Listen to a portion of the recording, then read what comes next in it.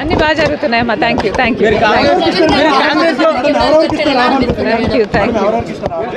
ఆహ్వాన పత్రిక ఎవరెవరికి ఇస్తున్నారు?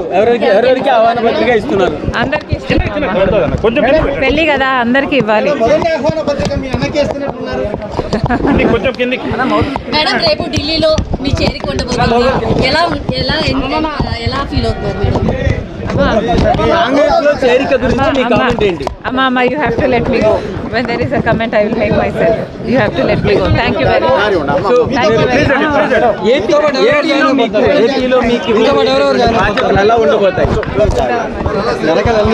ప్లీజ్ సైడ్ ఇవ్వాలి. ప్లీజ్ కొంచెం జరగాలి.